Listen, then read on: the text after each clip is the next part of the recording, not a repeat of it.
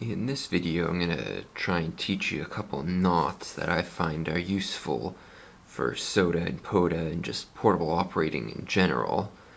I'm going to teach you how to tie the bowline knot, the taut-line hitch, and the sheet bend, which are the three knots that I use most frequently while I'm out and about, hiking and camping and playing radio. First, I'll teach you the bowline knot. This is used to create a loop in the end of the rope. It is a secure loop, it will not slip. It's very useful whenever you need any sort of loop in a rope. So to start with the rope, we would make a bend in the rope like this. Notice that this end here is on top. Once you've done that, this part you'll have to feed through something, for example the mounting point on your pole. Once you've done that, you have the loop. This is the mnemonic to remember how to tie this. This is the rabbit. The rabbit comes up the hole, goes around the tree, and then back down into the hole. And if you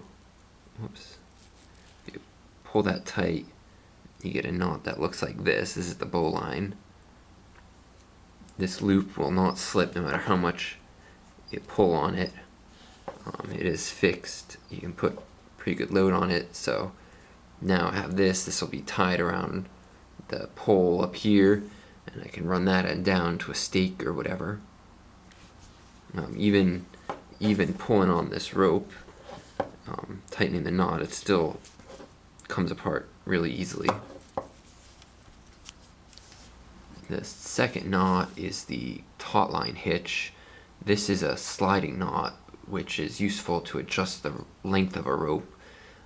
For example, use it a lot, put up the antenna and put this at the far end, and I can adjust the length to tighten the wire or loosen it as needed.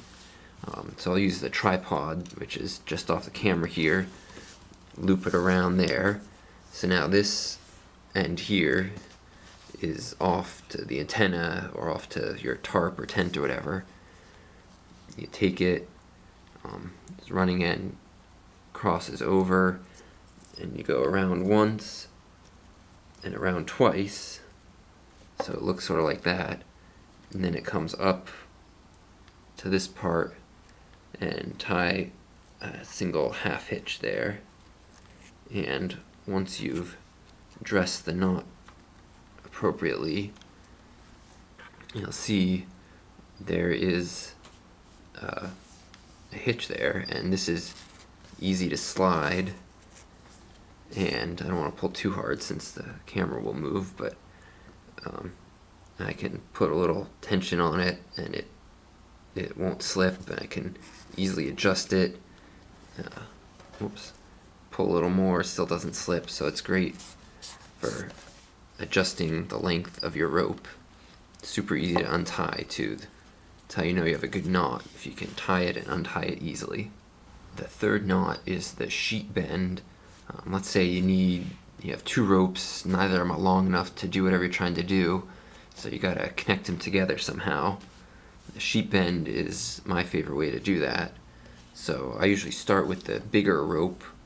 If they're the same size, it doesn't matter, and just bend it over, make a loop like that.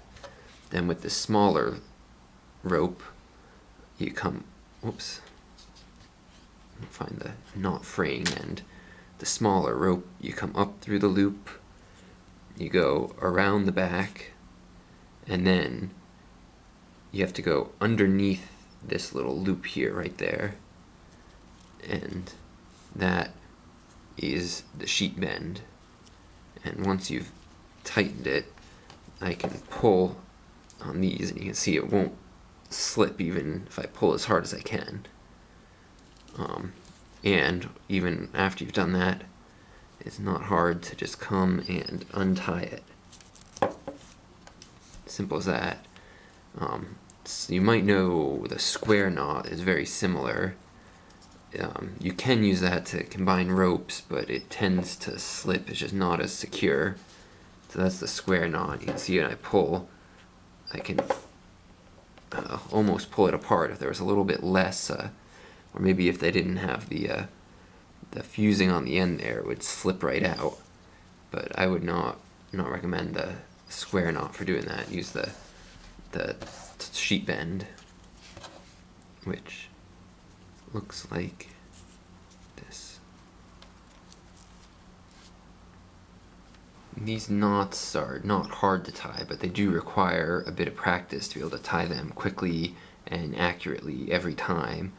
So I'd recommend, if you have a length of rope, you only need a couple feet, and leave it at your desk or wherever you tend to sit when you're watching movies, watching your shows, listening to music, whatever. You can just practice tying knots, and it'll soon become second nature to tie any of these knots.